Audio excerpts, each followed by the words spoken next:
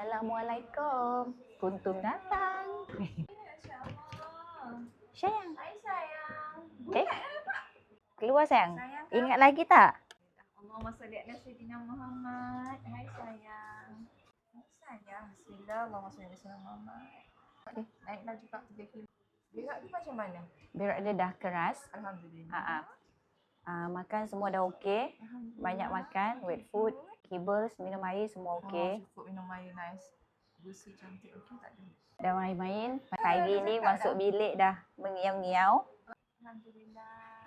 Cek darah Nak tengok parvo dengan FIP dia macam mana. Boleh? Boleh? Boleh sayang? Alhamdulillah, parvo dia negatif. Alhamdulillah. FIP dia Negatif juga. Alhamdulillah. LCOV dia Negatif. Alhamdulillah. Alhamdulillah. Okey, red blood cell Okey. kurang. Kenapa? Kurang makan lagi. Okey, Tak okey. perlu makan banyak lagi. Okey, boleh?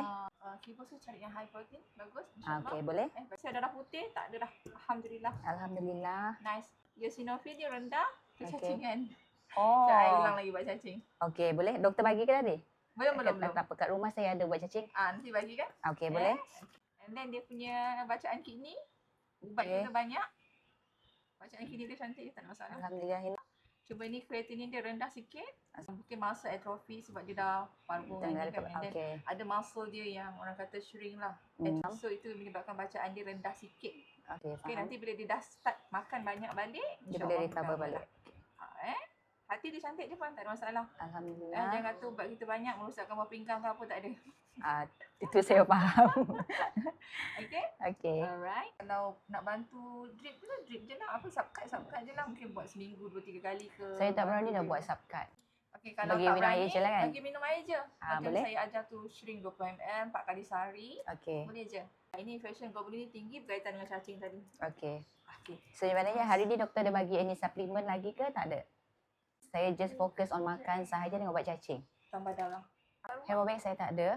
Doktor boleh bekalkan lah. Ya, saya bekalkan Hemomax untuk tambah darah. Sebab Alhamdulillah good. So, lain semua okey kan? Lain semua okey. Cuma nak bagi dia build balik muscle dia je lah. Okey, boleh? Nak naik Alhamdulillah. Nak campur dengan kawan-kawan dah boleh dah. Dah boleh Okey. Alhamdulillah.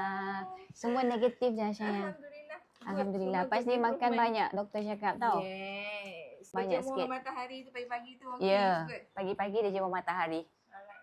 Check up bulan depan. Last tu saya nak tengok lah. Sebulan. Boleh? Nanti doktor So, bagi tanpa ubat, tarikh lah. Saya nak rawat. Saya nak tengok screening dia macam mana kan. Okey. Alhamdulillah lah. Okey, boleh? Thank you. Bye sayang. Bye kuntum. Bye. Sihat dah dia. Sihat dah. Makan banyak-banyak sikit Ya. Siap mandi dulu ni sebelum jumpa doktor. Lemon lah. Wangi. Wangi. Kereta. Thank you doktor. Alhamdulillah.